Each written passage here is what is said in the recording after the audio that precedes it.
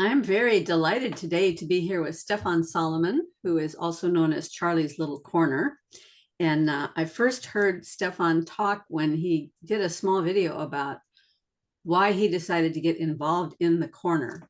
So, for those of you who don't know what the corner is a sort of gathering of small channels like mine who like to talk to each other and then like to talk to other new people and see how much we can grow the corner as a place where people can have free floating, honest conversations about real life and learn to love each other in the process. Would that be a good description? That's a beautiful description, right? At the top. Wonderful. Yes, there's a lot of it that I can relate to indeed. So, And I'm so absolutely delighted to be here. why don't you tell us your story and maybe something about your family growing up and then how you got interested in this little corner. Sure. I grew up in for those times, already rather unusual family. My father, he's a Cape colored from Cape Town, from South Africa, and he went to Germany in the early 80s to do youth ministry, of all things. He came from a Methodist family. My granny was a Methodist pastor in South Africa, and so he was pretty staunchly Protestant, evangelical back then. He worked for organizations like Youth with a Mission and Youth for Christ, and um, in Germany there was this evangelical grassroots movement called T-Mobil. It literally was an old bus they used as a T-Mobile to go into the inner cities and do missionary work right there on the streets, especially for young people. Um, and that is how he met my mother. She is a kindergarten uh, uh, teacher from her profession. She by now she's already retired last year, I think. And so back then, that was something really interesting and how would you say, uh, non-usual to have a colored South African meet a white German woman in the middle of nowhere in Germany, and in just a very short amount of time, they actually married. And soon my twin sister and I were underway. That was in 1983. So I'm 40 years old, as you can can take from that. Um, and that is also that already gives you a hint of the family frame that I was brought up in. So I've been a Christian all of my life. I've never had a fallout of faith or deconstruction in a sense. Though I've had reformations of some sorts and evolutions. I would call it actually more kind of evolutions during the 40 years, due to all that has happened in that time. Um, and yeah, I had a wonderful childhood in the middle of Germany, middle of nowhere, growing up before the fall of the wall and the breakdown of the Iron Curtain. And that is one of the really strong memories I have from my youth. I was like, must have been 6 or 7 years old then. And at one point, my parents just sat in front of the television and they were sobbing their hearts out. And I did not understand what was going on until I looked at the news and realized, oh, something happened in East Germany. And it took me years to realize that that was really, a Kairos moment, not just for them, but for the whole country. Um, and so, yeah, that was really interesting, and participating as a family in the reunion. On a basic level, things like your postal code changed. And that's when you realize, oh, this is getting real. Before the reunion, we had 4 digits, and after the reunion, we had 5 digits, and we all had to learn our new digits for the postal code, and that kind of stuff. So that was just interesting. Um, yeah, so I went to primary school in the middle of Germany in Hesse, which is the middle federal state right in the center of Germany. Frankfurt is the best known town there, uh, which is interesting given that I'm pretty much preoccupied with Johann Wolfgang Goethe, and he was born in Frankfurt, and uh, so I didn't realize that. Now, I lived in Frankfurt when I was 5 years old. oh, interesting. Yeah, and all I remember about it, at least where we lived, my dad was in the military, so Yeah. I don't know if it was a military base or if it was just housing provided by the military, but I remember lots and lots of big trees, very green, and Yes, indeed. kind of maybe pine trees of some kind, evergreens of some kind, because my father bought bicycles for my brother and I, and they were the European bicycles with the gears and all that stuff. Because they didn't have that kind of bicycle in the United States at that time.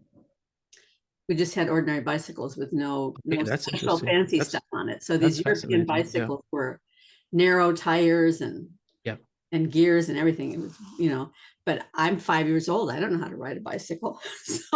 So they'd set me up on this bicycle and get me going. And then I'd smash into one of these trees over and over and over again. They were relentless. And you kept going. Well, I don't think they gave me a choice, and I Okay. don't think they were particularly helpful in helping me figure out how not to do that. And it might have been my Yeah. brother that was driving this thing, because my brother was,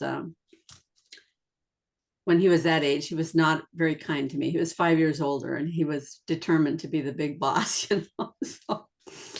but anyway, that's my memory of Frankfurt. Is these big Yes, yes, trees. interesting. It reminds me of my own first traumatic experience that I've had as a child, trying to ride the bike. And so when I turned 3, my twin sister and I, we both got a bike without gears, just a normal bike. And we got on it, and I immediately fell and hurt myself. I don't recall that it was really bad, but it traumatized me.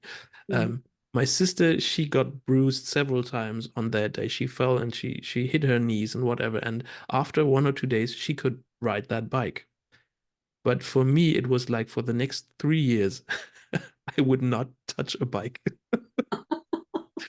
I just said, no, this I'm done. This is it.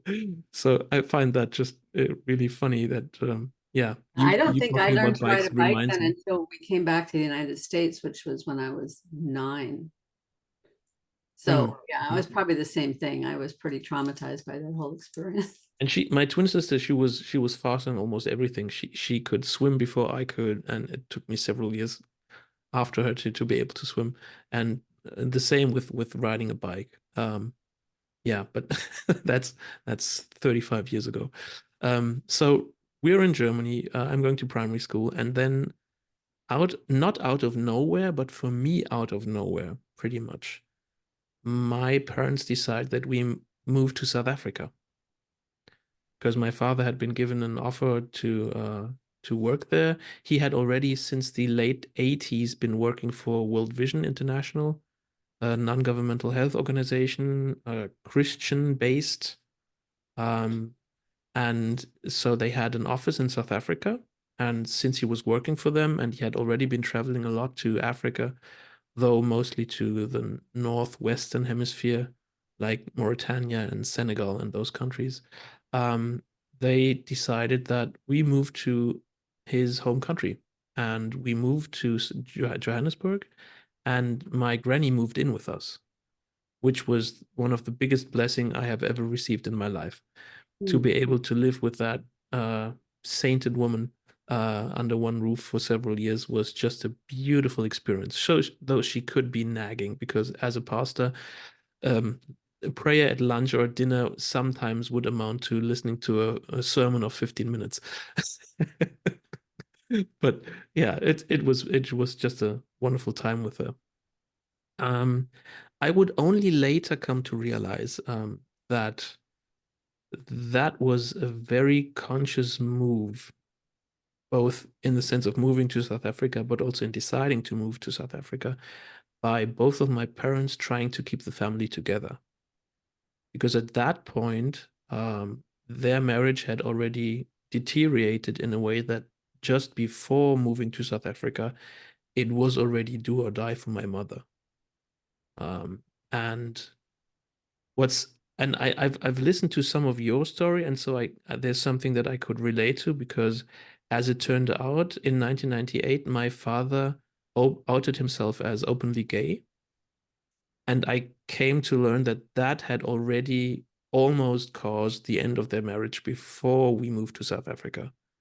And that was the last straw that both of them saw to keep the family together, to enable the kids to have another experience, to be able to live in the country of their father, to meet the family that lives there. And so there was already, in the moving to South Africa, kind of blessing and curse at the same time involved, Mm.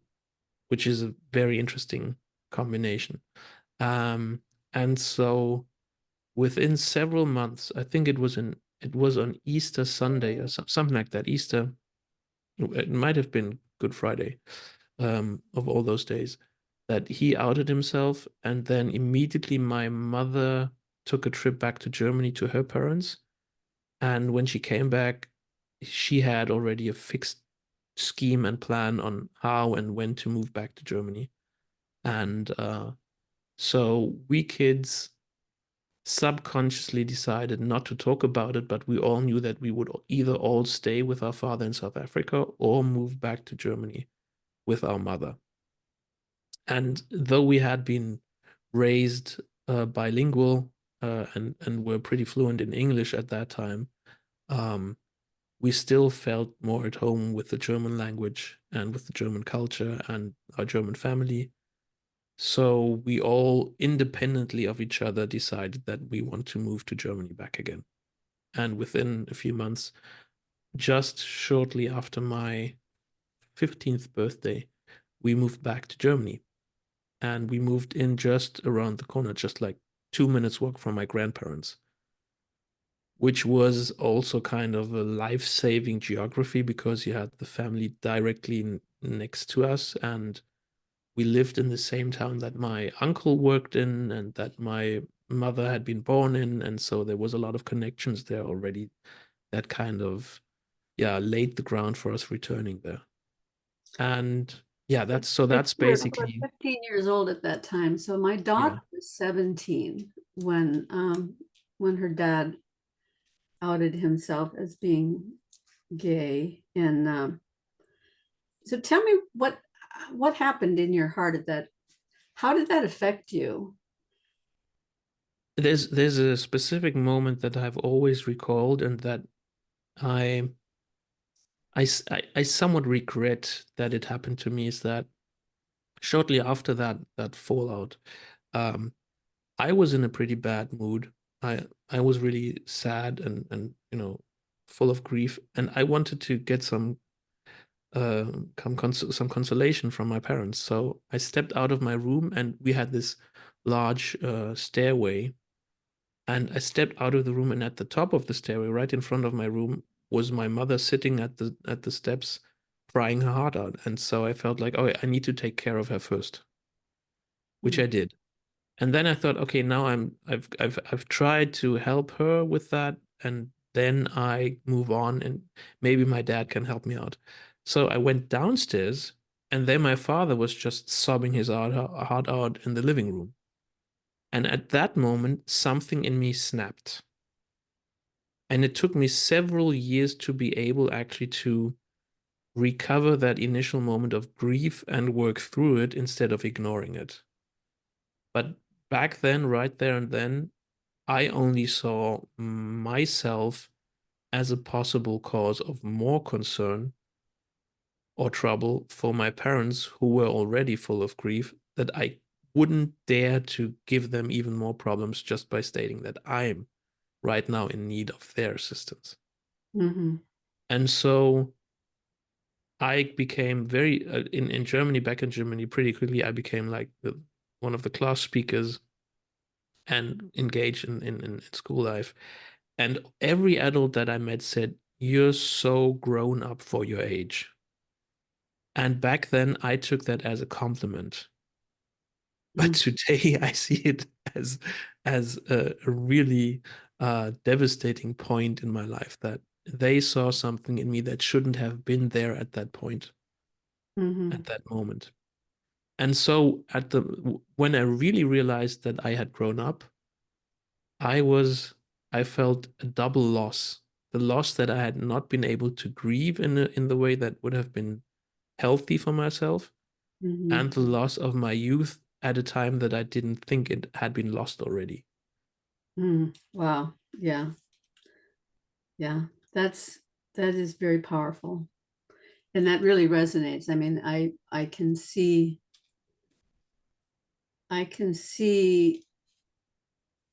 that effect in many lives. And I can actually look back on my own life and see that because my parents had a very, very rocky marriage.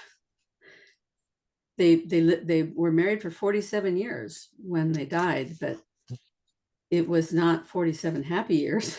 Mm. and and my dad was an alcoholic, and that had its impact on my mother. And I was the fixer, I'm going to make Yeah. everybody happy. So I don't remember ever not being grown up, Okay. Yeah. right? I Yeah. don't ever remember being a child. And I don't I don't remember having feelings until I was maybe 40 years old. Mm. you Mm. know, because if you're taking care of everybody else, you can't have feelings. You can't get Yeah. emotional Yeah. about things. So yeah, The helper syndrome can be very strong. yeah, Yeah. yeah. Well, So I've never had problems with feelings. I'm a neurotic type. So hmm. if you look at the big five traits, I'm high in openness, high in pretty low in agreeableness, um, very high in conscientiousness, and extremely high in neuroticism. I Isn't that an unusual combination? It is this neurotic extrovert that I would call it is such a weird combination because I love being among people and I'm scared to death about it at the same time. Oh, wow. which is which is which is so weird. But um, the hope in me always wins over the fear in me. So it's basically me jumping into the cold water every single time that I'm in a conversation or in larger groups. I run the risk of being anxious, but I've come to experience that it's always been worth that risk. And the moments that I've had, a backlash have never been so bad for me as not to try to keep trying, to keep on keeping on. And so a colleague of mine just recently said something that I thought was um, kind of a logical problem, or how do you say in English, juxtaposition. She said, "You're so straightforward and direct, and you're so diplomatic." And I said, that doesn't seem to be logically compatible with each other. And she said, well, the thing is, that's the art about it. Being able to be diplomatic and direct and precise and straightforward at the same time. And I thought, like, well, maybe that is one of the rare gifts that I can see in being both extrovert and neurotic at the same time. Because being so extroverted and low in agreeableness makes me say things pretty quickly and pretty straightforward. But being neurotic about it also makes me think about how I do not want to, create a negative reaction feedback that falls back on me. And then I am lost in that loop of anxiety for days. Should I have said something else? Should I have done otherwise?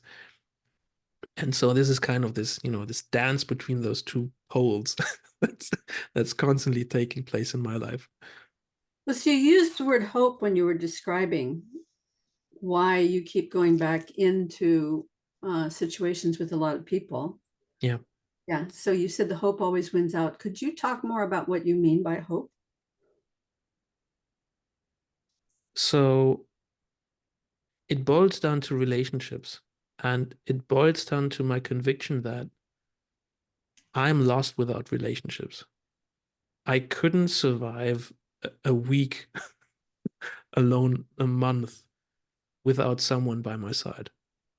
I'm not that type of person. So I've always kind of always been in a relationship.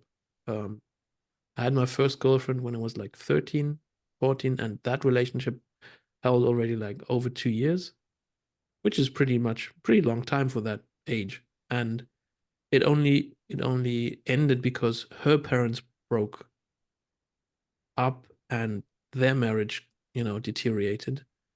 And that was just a few months before my father came out. So it was like, okay, first the relationship ends because her parents break up, and then my parents break up. So that was kind of, yeah, strange. But back then, I felt like I had been given and I had received so much joy out of relationship within the family that could not be taken away, even through that suffering and the pain that I was going through back then. And so that gave me this hope, or the conviction that to be able to love completely, you always have to take the risk of being hurt. And so love and suffering kind of go together. They are tied together. And who said, I think it was Catherine of Siena, the great Catholic saint. She said something akin to, you cannot see love without suffering. And the greatest love is only seen in great suffering, or is related to it. And I intuited that back then when my family broke up, and when I in hindsight had the first inclinations of an identity crisis. Because what do you do as a 15-year-old boy that's been raised by two evangelical Christians Mm-hmm. in the faith when the father suddenly comes out and says, you know what? Your world frame has to be shifted. And I'm shifting it like that. Mm-hmm. And so it's not just about your own grief and your doubts, but also about what does it mean to be human? What does it mean to be a man? Mm-hmm. What does it mean to be a man in relation to women? What does that imply, given that there's also sexuality running beneath it? And I mean, as a 15-year-old boy, come on. That's that's definitely a topic that's on the table. And it took me quite some time to work through that. And the most help I got was not by verbalizing all those questions I had, but by living the relationships afterwards that I had. And without the girlfriends that I had after that, I had one, and then I met my to-be wife, which is another gorgeous story by itself. Um, they helped me find my identity and recover my own identity that had been kind of uh, ruptured back in 1998. Well, the thing my daughter said, it took her a while to articulate it to me, but probably within the first year or so after it happened, she said, I don't know who I am anymore because I thought I was half you and half dad. Mm, Now I find out that the half that was him was all a lie, that the life that he had lived with us wasn't who he really is, or wasn't what he really felt about anything. And so I absorbed all those feelings and ideas that I got from him, and that's part of how I constructed my identity. And now I find out that that whole part of my identity, well, of course, truth be told, if I had known and if she had known what I know now about myself, I wasn't being true either. I wasn't a real person at that point. I was a constructed person, trying to put together my life. I mean, at that point, I was only I was 38, maybe 40 years old, something like that. Well, I was about your age. And That was the same age my mother was back then. yeah, I hadn't really figured out it. Somebody explained it to me later. They said, you were living your whole life in denial. And it's probably true because I probably saw all these signals, but I just was living in a fantasy world. We had this great romance. I was so crazy in love with him. And so that's the world I was living in. I had created this beautiful fantasy of this great love romance, and that's what I was living in. I never, he, on the other hand, was miserable the whole time we're married. And I didn't know, you know, I wouldn't have wanted him to be, if I had known how miserable he was, you know, we could have talked about it maybe, but yeah, I mean those were the days back then, because my father, he outed himself to my mother just shortly after their marriage. Or it might have been even before that. oh, But really? they decided to follow through because they both back then still believed that as a faithful marriage under Christ, he could pray and live through and get through that as basically kind of a phase, which it clearly isn't. And so they were convinced that it was the correct decision to have a family together, because they saw that the family was more valuable than they themselves as individuals. Mm-hmm. And so, I mean, it must have been absolutely torturous for my mother to raise three children with her husband, knowing that he was gay. But and I believe him, he always has expressed a profound and deep love for my mother and for us kids. No, not always. So my twin sister, she's had very traumatic experiences with my father that I'm not going into detail here, but um, let's say I have been more on the bright side of life compared to her. Um, and so at one point, I don't know when it was, but I realized that you can be truthful and authentic at the same time that you lie to someone, which is a weird paradox. But I take it that I think it was authentic and credible that my father did the best that he could,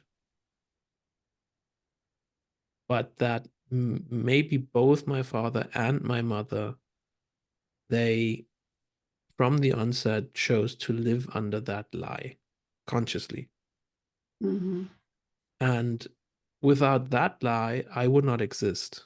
So what gives? I mean, it's so hard to be judgmental about something like that when it comes to your own existence. It's like Oh, under what I mean, all of value? those things just bring up questions about how I've always used it. I'm using a phrase that's probably heretical. How do I know? But God's economy. There's something about God's economy that we simply do not understand. Yes. Yes. Because but my first daughter would never have been married if my husband, who already knew he was gay when he married me, but he didn't tell me. Now, strangely enough, my father said to me before we got married, that guy is not man enough for you.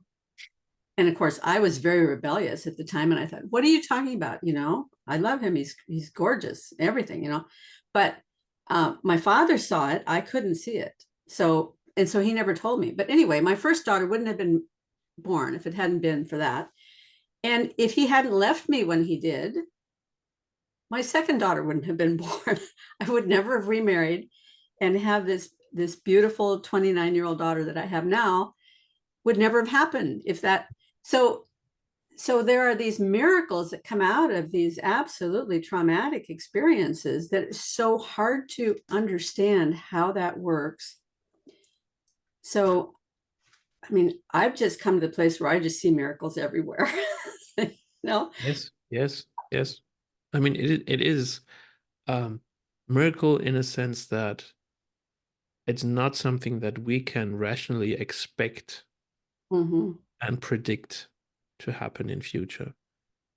But these it cuts both ways actually. So things can go horribly wrong without anyone being responsible in the end. Mhm. It's just bad things happen. And that to me was also related with children. So on the one hand, having children was redemptive for me and helped me um, recover the relationship to my father, because between 1998 and yeah, kind of for like, wow, 12 to 15 years, actually, a long time, there was little to no contact between us. Mm. And there were like some short times of convulsive conversations that always ended in conflict and that were pretty unhealthy. So when I got married, we invited my dad and he was there, but he had such a negative impact on me that my wife said he's not going to visit our home any longer because that's not good for you. Mm. So it had a strong physical and psychological impact on me back then. But when my second child was born, my daughter, I sometime woke up and looked at myself in the mirror and said, "You cannot go on like that. How do I explain to my children that I did not do everything that was in my own power to try to restart a relationship to my own father? I would not be able to look them in the eye at some point in my life, not having tried at least. That's what's my responsibility. I have to try to, break the chains of the past in my family. Mm. And so I reached over to him and said, "You know what? Forget the past. I don't care. All I want is you to be able to meet my children, that you and they can, start a relationship." And they did the moment they saw each other. Mm. And it was like magic. And although he's been living for a decade in Thailand with his partner, um, my kids regularly ask me, "Where's granddaddy? I miss him. How's he doing?" And Mm. they've been doing that ever since he first came into our family. So he's their granddaddy.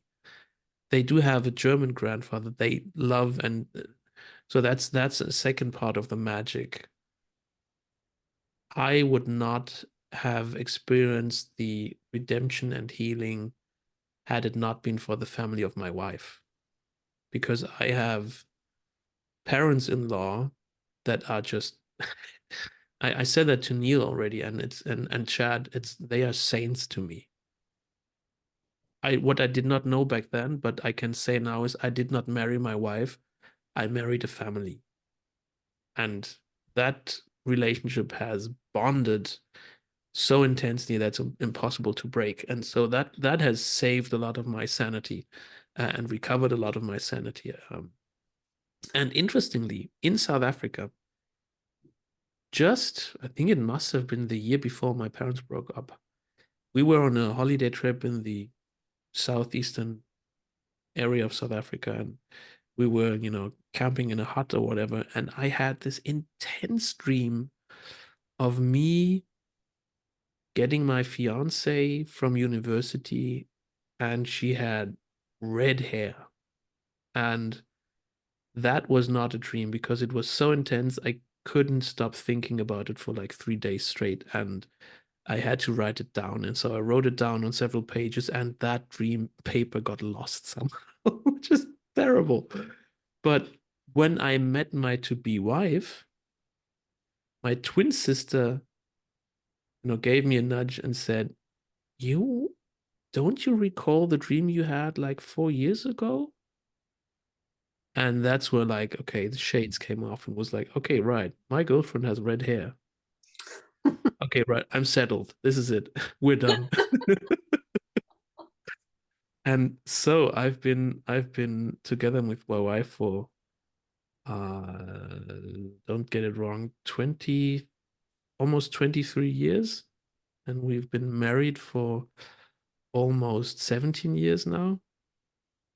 And that is partly because until this day, I'm absolutely convinced that that wasn't just a dream, but it was a vision that God gave me to be able to recover from the losses of my own family by building my own family.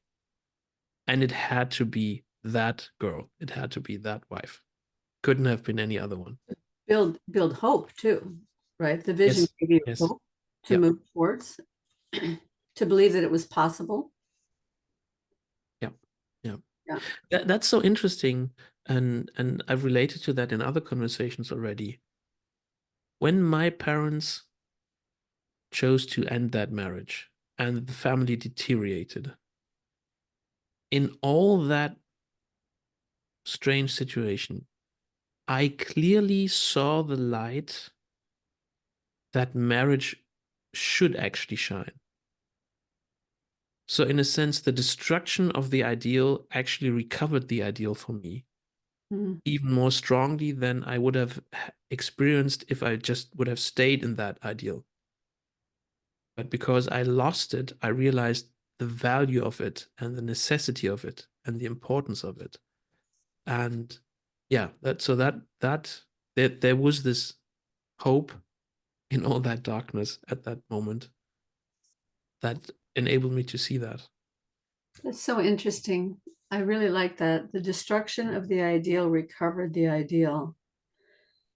Because, I told you I thought I had this great romance in my first marriage, but when I look back on, reflect on it, it was really more like living with a roommate or like with my very best friend, with a very good female friend, Mhm. because we both like to sew, we both like to crochet, we both like doing art projects together. We liked all the same things. We had all the same ideas. And it never occurred to me that it's not supposed to be that way between a man and a woman, that there's supposed to be two different perspectives coming together to grow something new and different, right? Mhm. Mhm. That never occurred to me. So I worked through some of that stuff before I remarried. And when I got married the second time, I had determined I was going to marry a man who was a man. So I married a man who's very different than I am. And that has all its own problems. Yeah.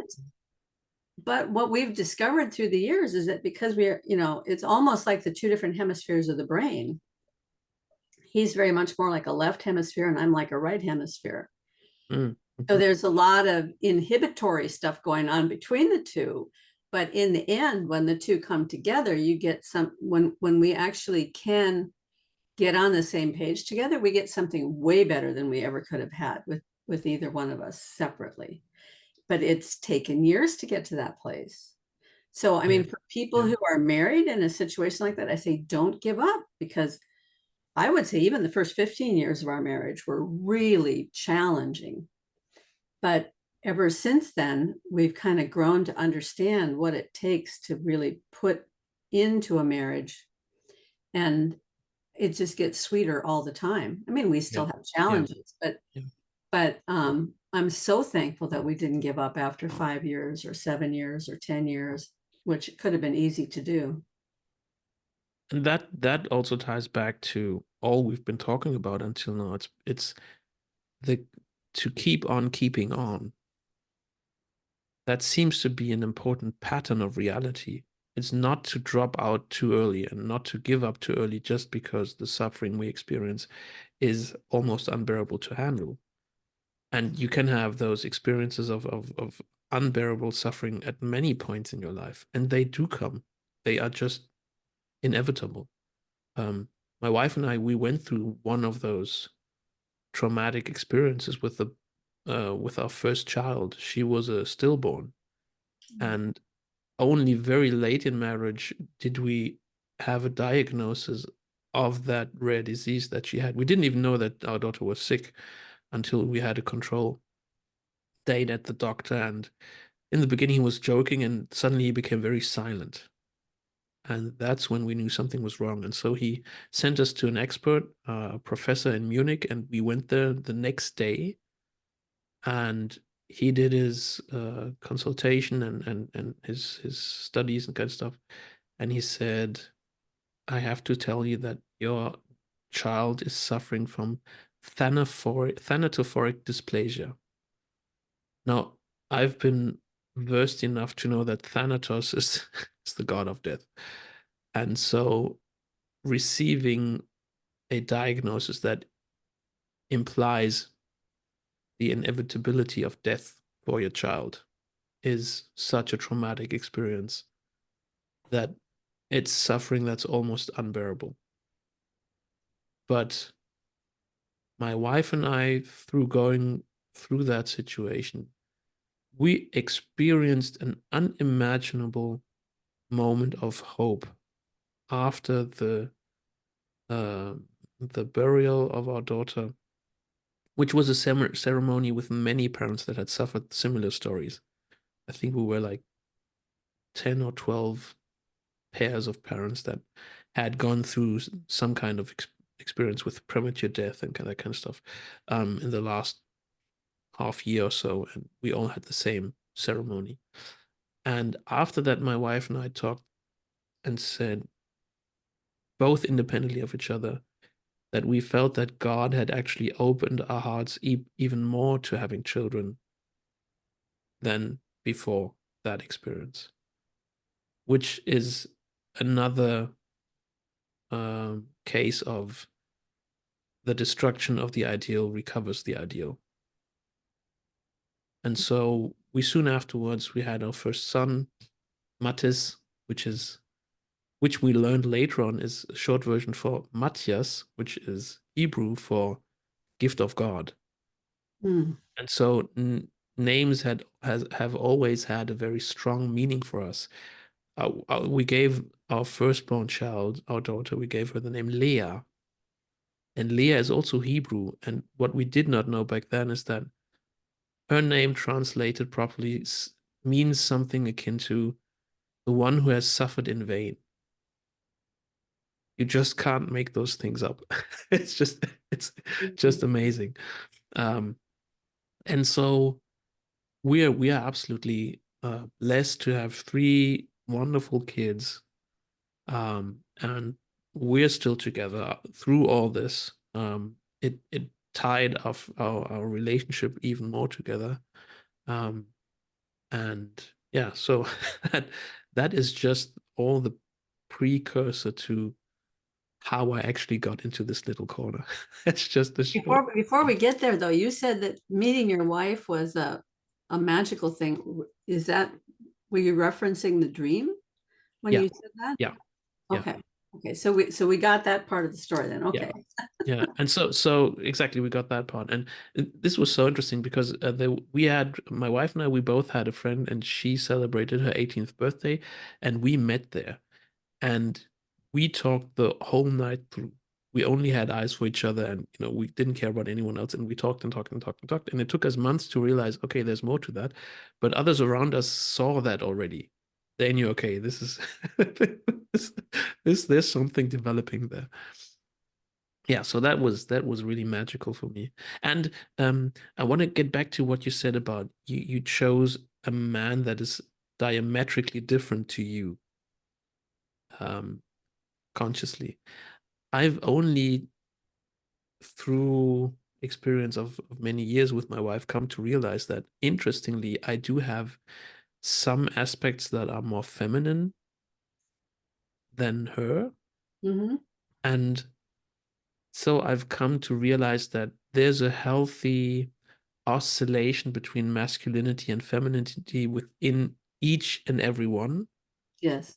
and it still does not deny the essential femininity and masculinity of the man and the woman. Yeah. Oh, absolutely.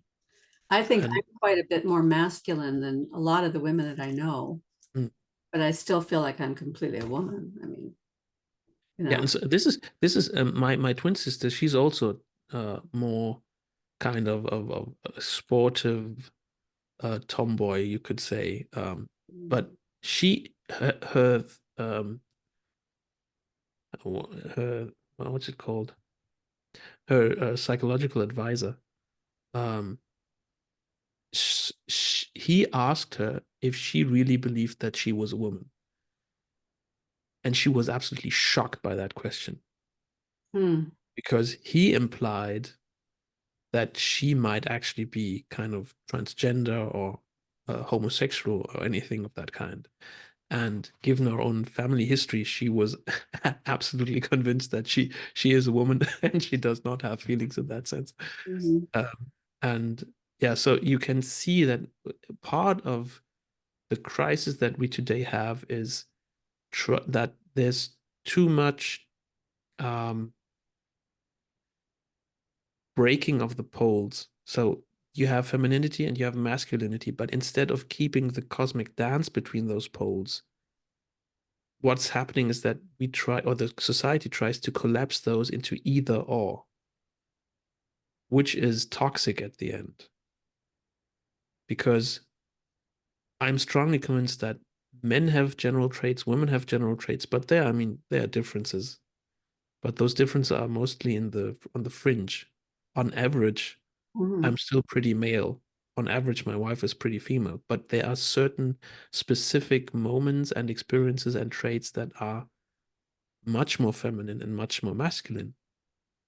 And still, my children wouldn't dare to think that that my wife is not their mother and I'm not their father. So Mhm. um, we have to be careful not to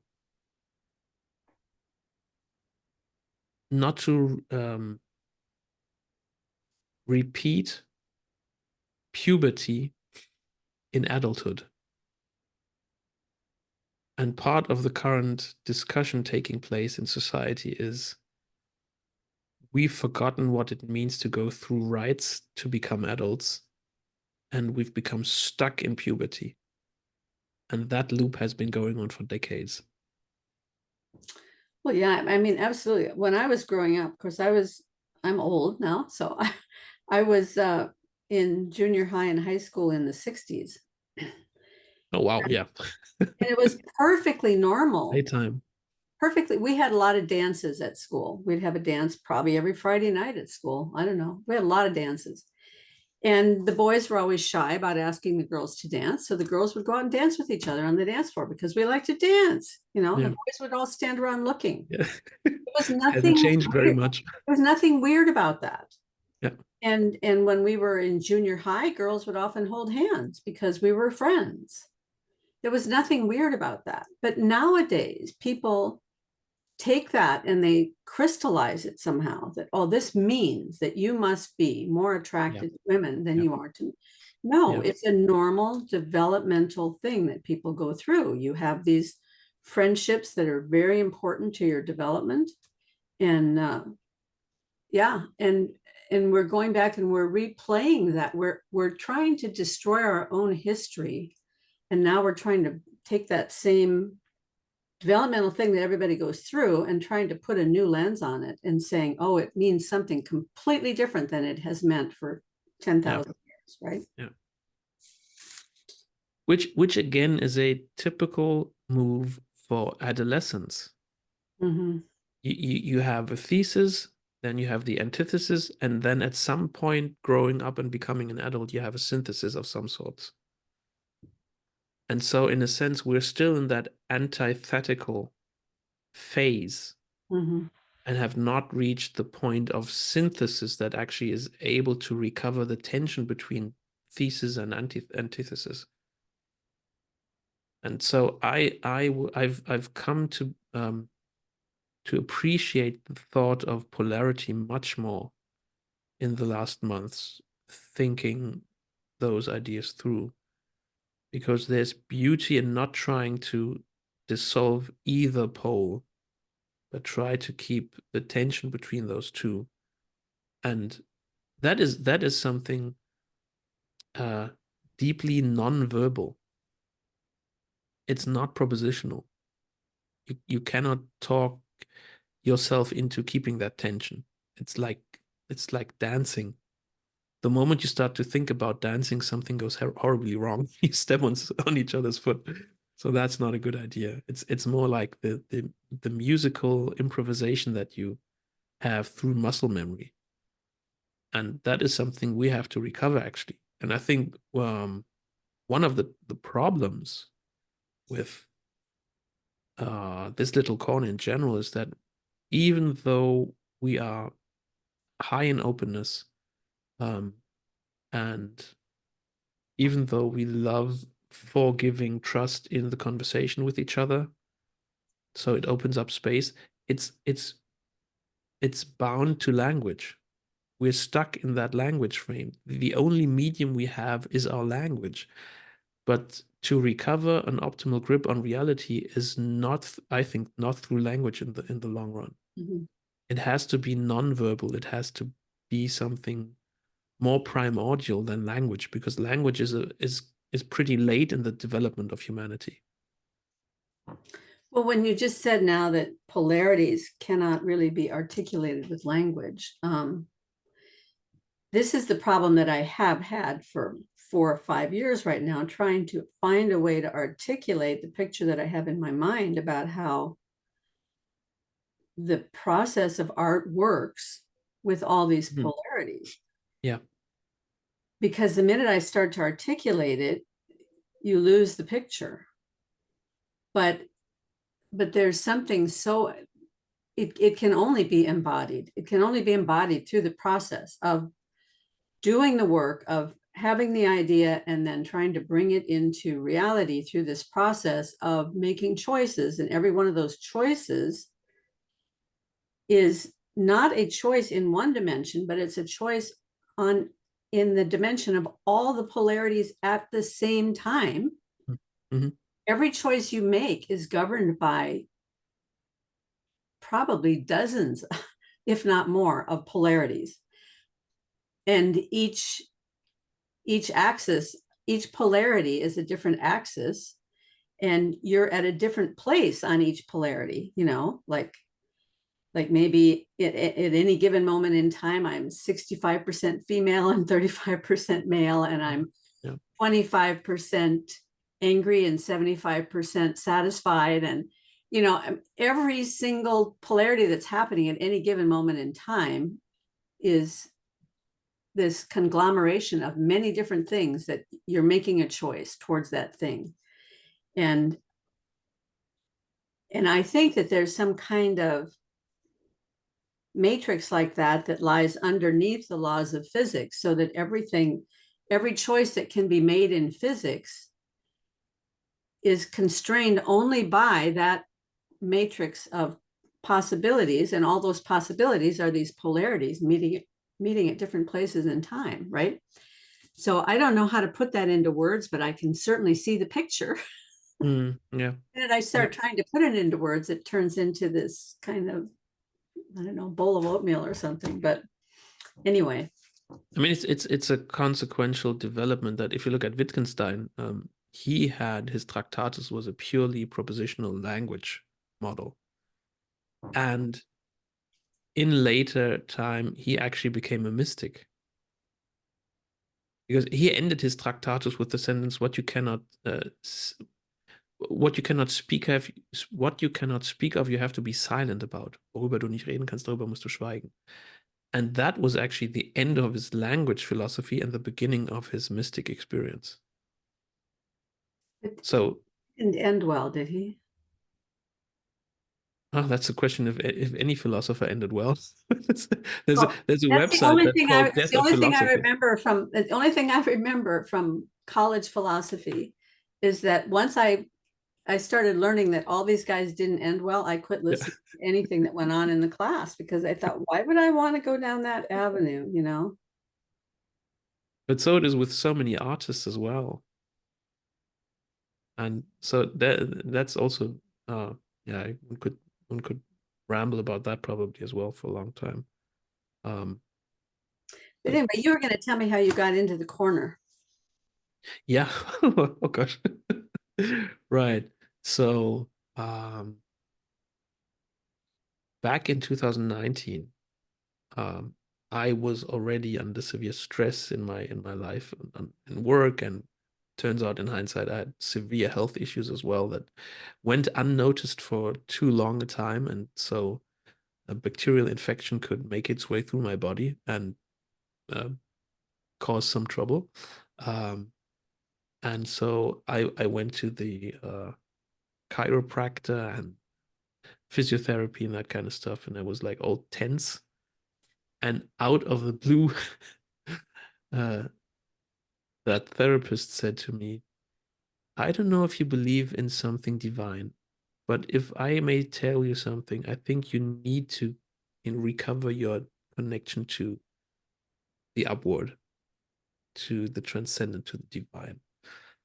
And that just hit me like full front, because how would someone completely unknown to me say something like that without it being a direct message of God to me saying something to me? So I took that as a message and I took that serious and said, okay, I have to recover something. Something has obviously been lost. And I'm not really sure why it had been lost, but I had come to live in a sense as a kind of nominal Christian agnostic. So it's not that I fell out of faith, it was more like I didn't really give it the attention that you should give to something that you really love. Mhm. And so I tried to recover that, try to experience God in the waves, so to say. And there were indeed some numinous experiences of me being in nature that drew me closer back to God. I can say that for certain. But that was just the beginning of me going on a YouTube journey to say, okay, well, for Christ's sake, in the sense of the word, for Christ's sake, I'm a Christian. What does that actually mean? And where does that come from? And so I jumped into YouTube and looked for lecture series about the roots of Christianity and the history of Christianity. And I found Ryan Reeves and others that talked for hours about like pre-Christianity and then Christianity and Rome and Greece and all that kind of stuff. And through the Middle Ages, through Reformation. And so it really opened my eyes to the diversity of Christianity as such. It was not this monolith that I'd always believed that Christianity was, which is basically just a stupid idea to ever have that Christianity is monolith. But so I was like this short-sighted Protestant raised evangelical in Germany, thinking that I had known everything necessary about Christianity to that point. And boy, was I wrong about that. Thank God I was. And during those binge watching times on YouTube, at some point, I saw a video by a Catholic bishop, and I said, "Well, I'm not Catholic, but maybe I just give it a try." And so I watched this Catholic bishop, and he was talking about something even more obscure than I expected. He wasn't talking about faith. He wasn't talking about Catholic doctrines, but he was talking about a to me totally unknown Canadian psychologist. Turns out that this Catholic bishop was Bishop Barron, and this Canadian psychologist was Jordan Peterson. And that was how I entered the two horsemen of this little corner. Um, must have been somewhere around 2019. And so I went onto that journey. I listened to most of the personality series by Peterson. I was absolutely interested in that because I had been working through a lot of literature for years about the Enneagram, which is a ninefold personality type model um, that some say predates to church fathers, to early Christians, um, that had some mystical aspects to it, and that you could say as well might be esoteric in a sense. But yeah, I felt drawn to that for some time because I mean, I've had that inclination already in my late youth. My parents both had read one of the leading Christian authored books about the Enneagram, and it was just in the shelf, and I had picked that up already several times before. And that was by Richard Rohr and Andreas Ebert, the Enneagram from a Christian perspective. And so I wanted to know more about myself, and I felt very compelled. Felt very compelled by who I was, only to realize that for one quarter of a year I was that number, that type. For the other quarter I was that type, and then I felt that it was another type, and I was like, oh, this doesn't lead anywhere. This is not really helpful. But it still gave me the openness to, big five traits and personality and that kind of stuff. So I was always more interested in that. I wasn't really interested in his biblical series. Until this day, I've had trouble sticking to it. I've always tried, several times I tried to listen to it, but it's never gripped me the way it has gripped many others in this corner. I don't really know why that is. Yeah, so I was listening to his lectures, and I found him to be just a wonderful professor. I wish I would have had that type of professor during my university time. Yeah, for I sure. mean, I stayed at university for several years. I finished my degrees, and then I went to grad school, and I finished with a PhD. So I've gone through academia, and I've experienced quite a few professors and a lot of teaching there. And still, I think that would have been wonderful to have. What is your PhD In political science, Oh, okay. about public hearings in the German parliament as an instrument for inter-party conflict mechanism. Oh my gosh. Yeah. On the one hand, I'm sure it's fascinating, but there's something sounds so boring. My realization during academia was, especially with empirically based quantitative political science, it tries to sell you something as completely fascinating and out of this world while being totally mundane, and try to mask that with high level complexity and statistics that no one understands, which only is meant as a signal towards a small elite realizing that you're part of that group.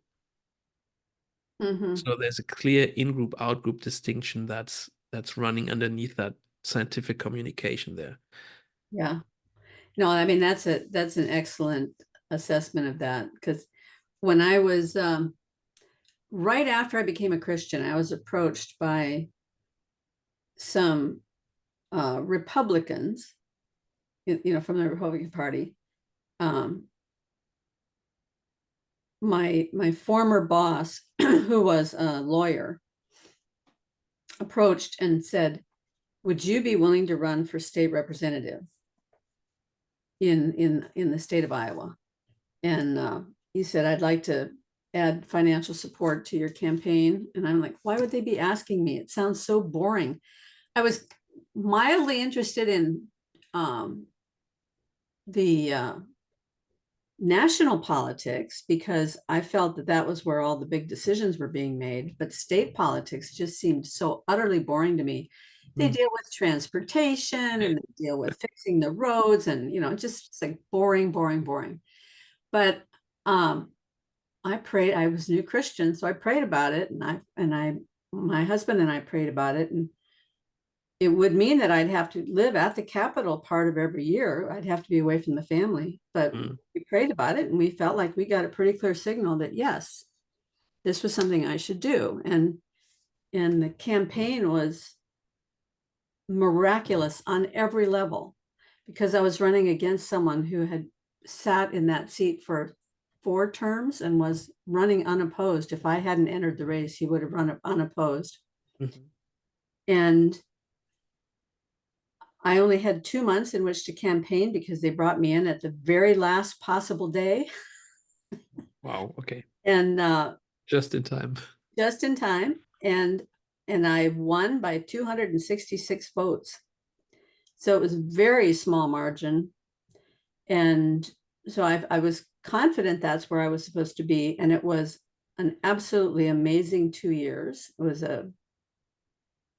I learned a lot, but it's a long story. It's a long story. Maybe someday I'll tell the story. But but the point is that there can be things that from the outside look completely boring, but then when you get on the inside of it, there's so much going on that you Yeah. don't know anything Yeah. about. And then there's all these relationships and there's all these levels and how everything is being affected in many different places. And it also grants you opportunities to have conversations with people that you'd never meet otherwise under any other Absolutely. circumstance. Absolutely. Yeah.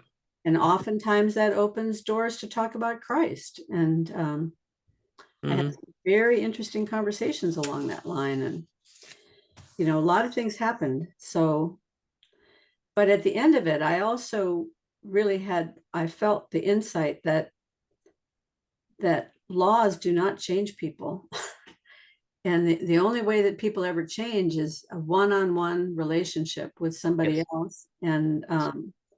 we can think that passing all these good laws are going to change the world, but it doesn't change people at all. The only thing that changes people is Christ, one person at a time. So, Absolutely. Couldn't agree more with that. yeah. So And anyway, I not wasn't just to wasn't trying to clarify, diss your PhD or anything. no, I finished my PhD in 2015. So that's 9 years ago already. But just to clarify, I was all in to that academia stuff. I wanted to be a part of that. Mm-hmm. But I realized at some point I wanted to be so much part of it that this was a prolific game, a prophilic game, not a prolific. It was a prophilic game. It's like you have to create a profile and you have to live that profile. And I felt myself that the cost that I would have to bear would have been too high for myself. Mm-hmm. And my PhD supervisor, he always said, "You were really smart. You could have done this. You could have gone further. You kept yourself small." Mm-hmm. And that, in hindsight, maybe was just grace, keeping me tied to the ground instead of flying somewhere above. Yeah. Uh, Yeah.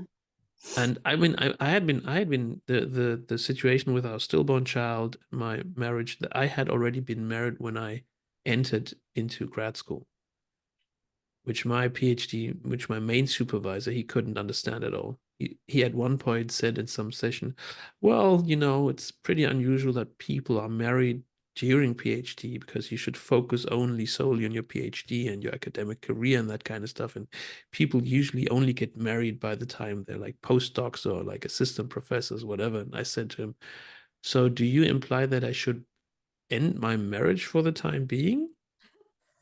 And I expected him to say, no, no, no, that's not what I mean. But what he answered was, well, yes, that is really a difficult question, isn't it? I was like, oh, come on, you can't be serious about that. I mean, okay, he's a brilliant mind. He's been hugely successful in the field, even by international academic standards. He was editor of the most renowned academic journal in the field of political science for several years. He brought the editorship to Europe the first time ever outside of the US. So he has all the credentials that you could possibly get. And still, there was this weird side to him. Um, yeah, and I had many good professors who said to me, you know what, Stefan, to really get to the top where we are, you need to be a sociopath. You have to have sociopathic tendencies. And they were straightforward about that. And I said, no, that's not, I'm not willing to bear those costs. That's Oh, that's that's crazy. That's crazy.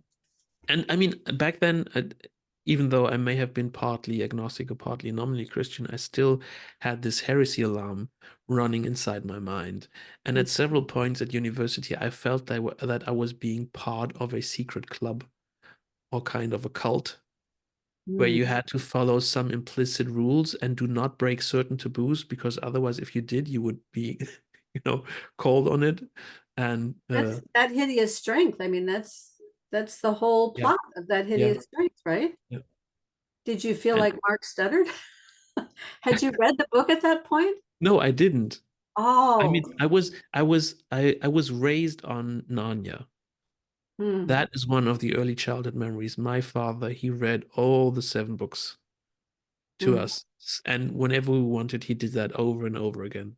mhm. So, and when we were like 7 or 8 years old, there was a beautiful British series that came out, the Narnia by BBC, the Narnia Oh, TV but that was series. better than the movies. Way It's better than the movies. unmatched to this day. Yes, Absolutely unmatched. absolutely. I totally. Especially if you think about Silverchair and the follow-up So series of, good. It was so good. yeah, yeah. Yeah. I got the DVD. I still haven't, I wasn't able to get that to watch with my kids. I would Hmm. love to, but I've read several of the books with my oldest 10-year-old, and he was really fascinated about that. Hmm. And as a kid, I always felt like I want Jesus to be like Aslan. Hmm. Which is, I mean, as a kid, that's the best way you could introduce Christianity. Yeah. And I mean, there has been a lot of hustle between Tolkien and Lewis over this, that it was too allegorical and too obvious, too on the nose.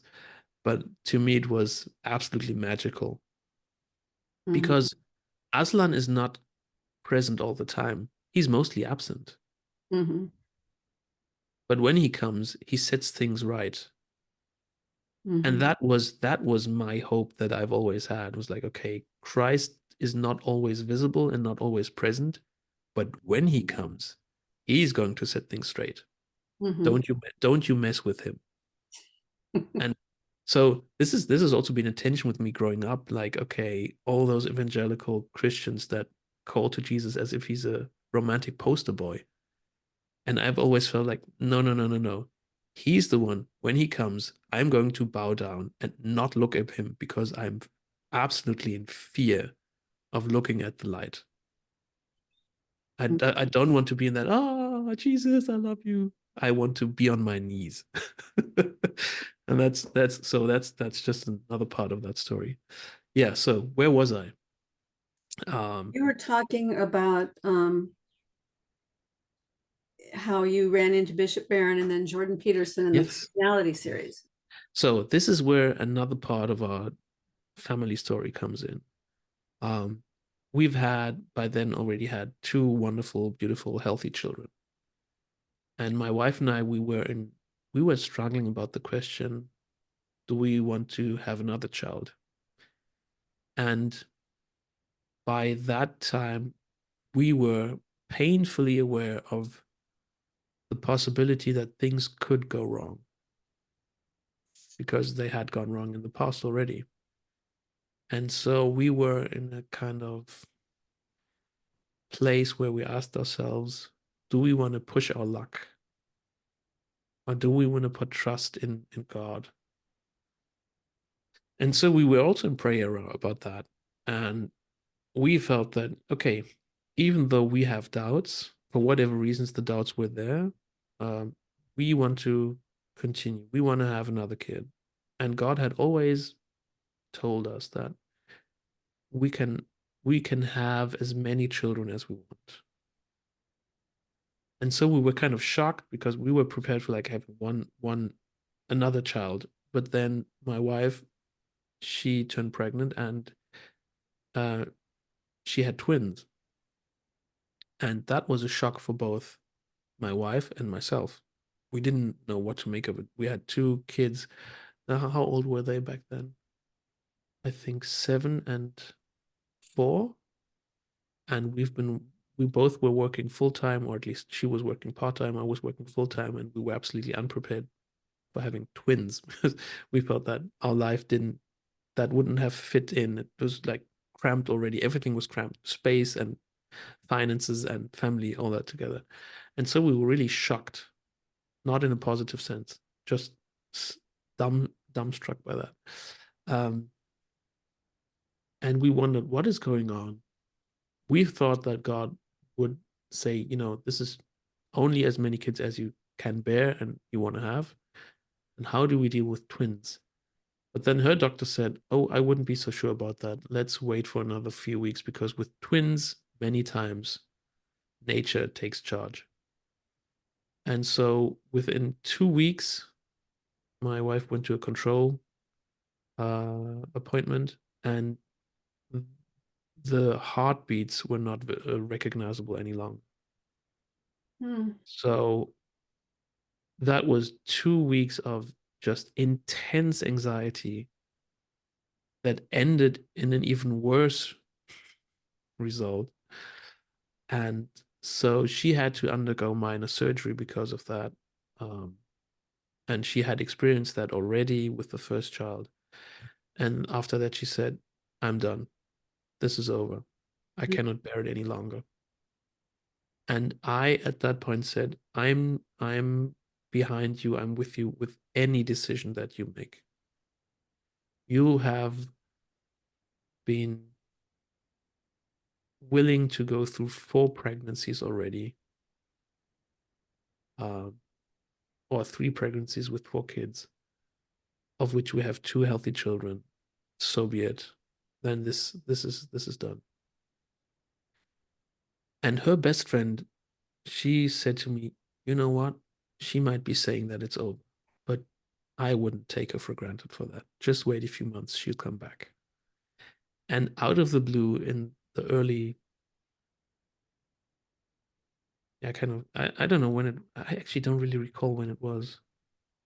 Well, whatever. She said to me, my wife said to me, this is not how the story can end.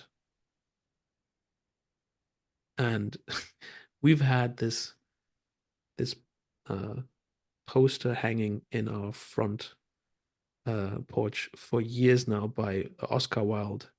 Um, it's in German. I don't know. I don't know the English version of it, but it's um, in the end everything is good, and if it's not good, it's not the end. So that already that that pulled us through. That was the line that pulled us through the fear. Um, and she said, "This is not how our story as family will end. We are going to have another healthy child." And thank God we did.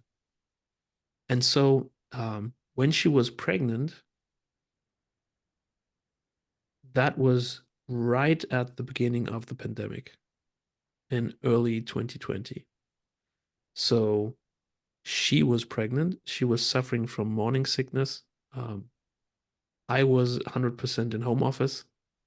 Um, and so every evening I had time because she went to bed early, like 8 p.m. with the 2 kids. And so I had time. I took that time to do the housework, do all the chores, get that off her back. But I also used the time to listen to Jordan Peterson, and I He's, bought he's good myself, when you're doing chores. it is, and I bought myself that book, 12 Rules for Life, and I devoured it. It was like the father that I had not had for 20 years, Mhm. literally like recovering dad from the grave. It was like Peterson was talking to me as if he said, you know what? You haven't had a father in your house for 15 years, for 20 years. This is it right now for you. And you better grow up. And I realized that he was absolutely right. Before that, had never thought that I was not an adult. But reading 12 Rules for Life, I realized that I was just a sulky teenager. And I needed to change something. So I really tried hard to do that. And the best result that I could hope for was that a year later, my wife took me to the side and said, you know what? I don't know what it is with that book or what happened last year, but you changed for the better. Mhm. And that made me curious about how is it possible that an obscure Canadian psychologist who writes a book about 12 rules for life, which is basically just the rules he should teach every teenager as an adult parent, how is it that he so profoundly influences me without it being an openly Christian book or being the Bible itself? What is that? And so I tried to look for some comments about Jordan Peterson on the internet. And lo and behold, there was this Calvinist pastor Oh, from, from Sacramento talking about that Canadian psychologist. And this is how I got onto Paul van der Klee, and have loved him ever since. And at one point I thought, oh, there's this link every time he does the Q&A Friday, there's this link into the Discord. I didn't even know what Discord was. I was like, oh, well, I have time. Just click on it, do it. And then I find myself in the general chat of the Bridges of Meaning Discord server. And within a few minutes, everyone greets and says, hi, how are you doing? And it was such an open atmosphere. And someone says, yeah, you should go to the German language chat. And I said, like, does that exist here? And they said, yeah, sure. And someone hits me up and says, yeah, you know what? I'm from this area. And I was like, you're not serious. That's just 15 minutes away from me. And so that was Matthias Bergmann, who's organizing the Breakwater Festival together with Cassie. Oh, And he's been part of the Elsnet of John Van Donk for years now, and he's been participating here, and he's been planting estuary in Germany. He's very active in that area. And so we met online, we met offline. In due time, I've made really wonderful friendships on that German language chat. And so it must have been almost exactly a year ago. That was where you had the first. That was when ChatGPT entered the world. And it was around that time that I got intensely interested in artificial intelligence. And I realized that I have read or seen so many movies that involve robots and artificial intelligence and transhumanism, that kind of stuff, that in a flight of 3 weeks and little sleep, I said to myself, I have to make something out of this. It was literally an idea being born out of myself, with me only able to channel that in a sense. And I knew that, okay, I have to go through this. I have to make this. I don't know why. I just have to do it. So it was kind of a muse or a spirit that inhabited me. And so I took all the content that I could get, and I edited I think 4.5 hour series about what is a human, which is like from transhumanism to what is hope, what is God, what is sex, what is body, all those issues that are related to the discussion taking place about AI.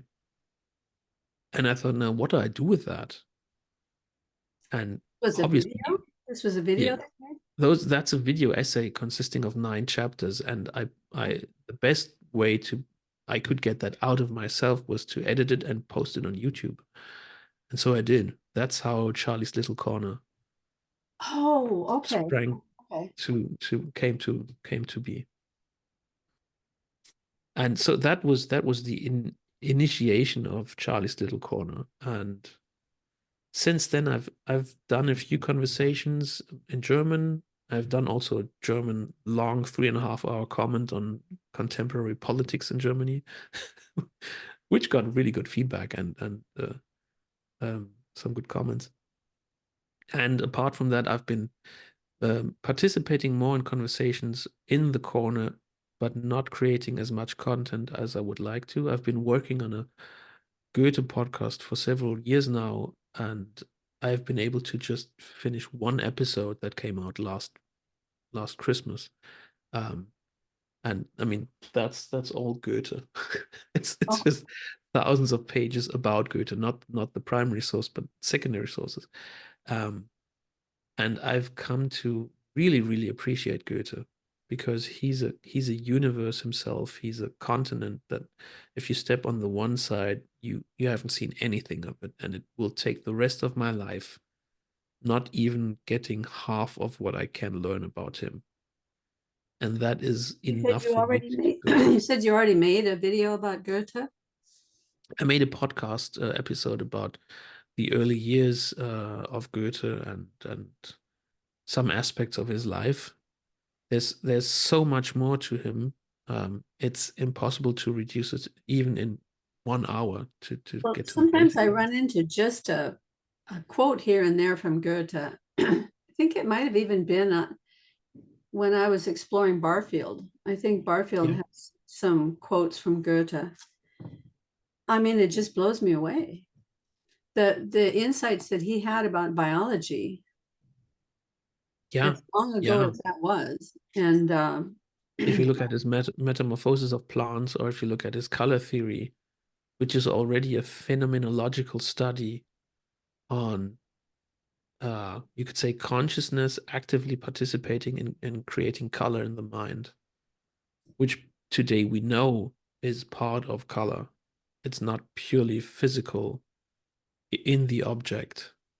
It's not just a kind of frequency that we observe. There's more to that. He has always been a very, how would you say, a very visceral type of guy.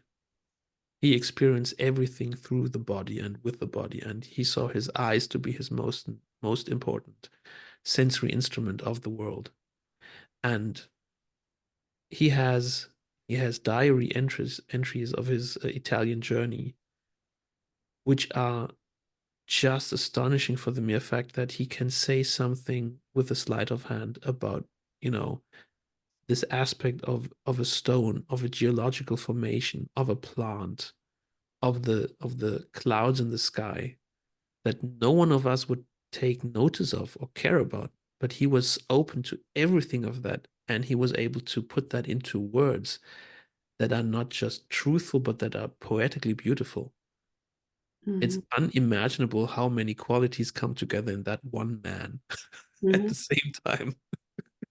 It's really frustrating at times to see this. He's like really, really far away from us and yet so close.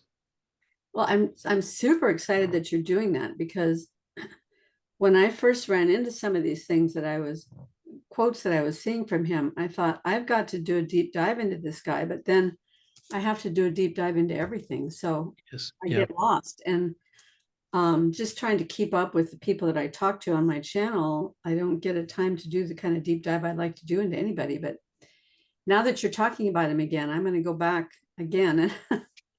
There's a book that I've been reading, working on for quite some time, because I keep wanting to go back to it, by a guy by the name of Stephen Talbot, Mm. about organisms and their evolution. Um, and his work reminds me a lot of Goethe. But the what Talbot has done is just gather all these stories about not only his own observations of animals and creatures and so forth, but stories that he has from other um, scientists, biologists, the kind of work that they've done where they gather these stories, and you're just reading about how much more deeply complex everything is than we could ever in a million years imagine. And once you start seeing all those things strung together, you're just like amazed. I mean, it's just Yeah. constant Yeah. amazing as I'm reading that book. So I think the next time I read that book, I'm going to try to read it hand in hand with some stuff from Goethe. So I'm glad you're doing that, especially to get the I'm background. glad myself because um, I can really say Goethe found me. I wasn't the one who found him. He was already there. If I look at my school upbringing, it's amazing how much Goethe content I've already consumed and went through in the German school system. He's the hallmark figure. You learn his some of his poems in like grade 6 and 7. Then you start reading some of his plays and novels in like grade 8, 9, and that goes on till high school. Mhm. And it even go even went so far that my girlfriend, my wife today, and a friend of mine, for our graduation year, we made a newspaper, and we had to do these interviews and characterizations of everyone in the class. And they wrote a characterization about me, um, explicitly referring to Goethe and his play Iphigenia on Tauris. and comparing me as a male version of the humanist person of Iphigenia in that play. And I felt that was just funny. But in hindsight, I realized there was so much more to that, because Goethe came back to me and said, maybe you should take more time and read about me and read with me. And so I've been doing that for several years now, and it's been an absolute delight, because it's a well of fascinating insights, never gets boring. And just when you think you've understood one layer, another pattern opens up, and another layer, and it's layer upon layer upon layer, and it's like archaeological excavation that's taking place for the rest of my life. And so I've experienced the intense joy of realizing that this author will be with me for the rest of my life, and I don't care about any other author. Come what may, at least I've got him, and I can do all the research if I'm interested, and if not, I can just read his plays, and if not, he will come back to me. And that's just this wonderful, stable part that's been growing for me as part of my story in this little corner. It's beautiful. Well, I'm so happy that I got to share your story in this little corner. This has been just terrific, but we've been going on for an hour and 40 minutes. Yeah, time flies. It's amazing.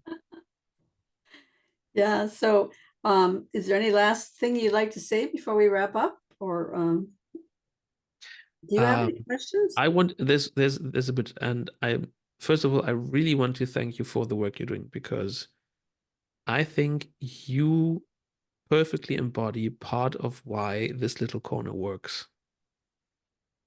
Because you are for giving trust already into conversations before they take place, and you've been able to facilitate the space that enables these conversations, that enables conversations where people, without knowing each other, I mean, this is the first time we are talking over the internet with each other. We've had some written conversation, but not as intense as this thing. And so you are one of the rare figures in this corner that can bring the thinky talky down to basics Hmm. and enable translation. And that's an idea I've been preoccupied with for several weeks now, is that when it boils down, when we boil down this little corner, in the end, we can at best say that it is an act of translating the propositional into the relational, in the hope of it being transformative for those listening to us. And that, I think, has been the hallmark of your channel, facilitating exactly those kinds of conversations. Well, I think there's a reason, if it comes across that way, I think the reason for that would be is that I trained as a teacher of English as a second language. Mm. That's what I did my graduate work in. And then for many years, I taught English as a second language. And many times I would be teaching a classroom of people of mixed languages. So there would have been no way to translate from their language into English, because I might be working with 12 different language groups, right? Yeah, yeah. But I had to learn a way to,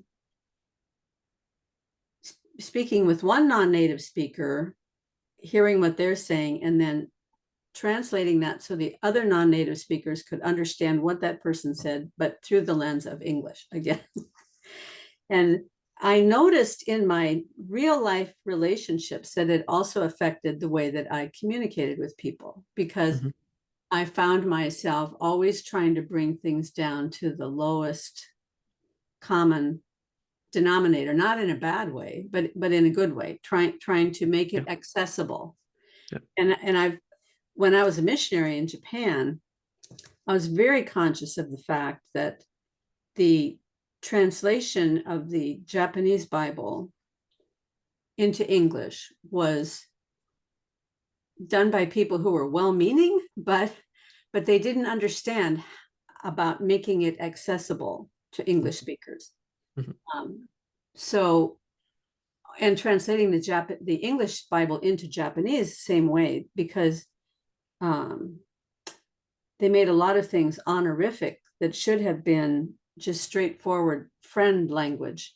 And instead they made it honorific language, which creates this division that makes it impossible to cross the divide, to completely lose the God with you aspect of his relationality with us. So yeah, it's very important to me. Plus, the other secret is half of these people I'm talking to, I don't know what they're talking about. It's so far over my head. So I have to grip onto one thing and then get them to translate that down to my level. But then that also means that other people listening who maybe are just like me can get that little bit and have it translated into something that's understandable. So that makes perfect sense. Yeah. Well, I thank you for the kind words. I love doing this. I love meeting all of you. And I think it's just terrific that you have a podcast because your voice is so amazing.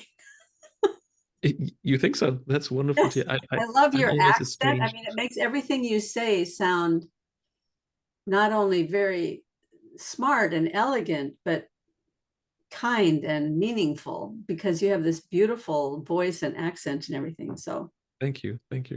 yeah. Yeah, I have to Just get being working a on that garden podcast. variety American, it makes me kind of jealous.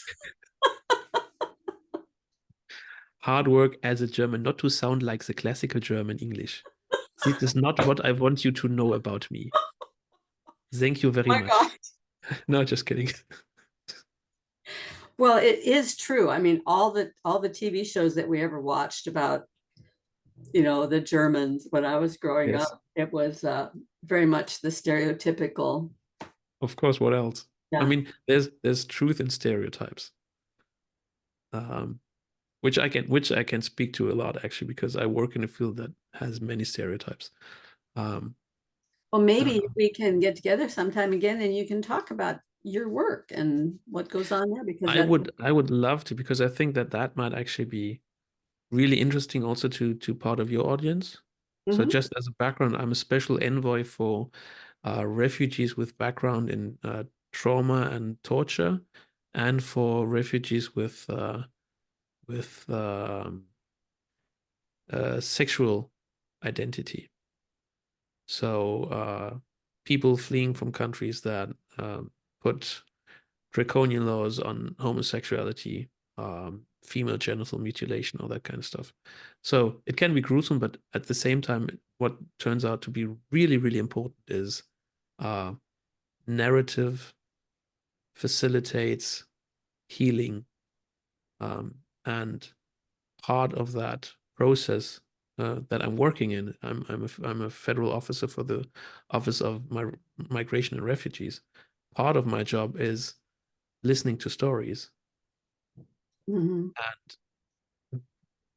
that also includes the question of being able to dissect credible from non-credible statements and truthful from non-truthful statements.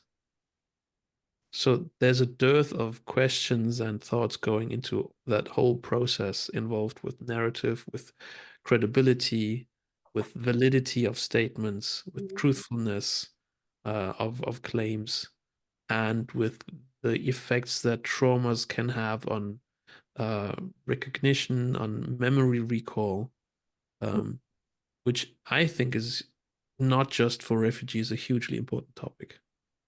So maybe that might be an idea for a next time conversation. Yeah, let's do it. I'll make a note of it and we will probably going to have to be August because maybe July. I don't know what your summer is like. I know you Europeans take a 6-week vacation in the summer, right?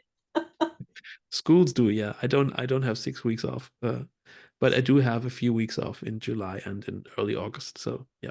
Okay, well let's get something on the calendar. That sounds terrific. This has been just a delight. Thank you so much. Absolutely. Thank you so much. Okay, have a great day. Bye-bye. Bye-bye.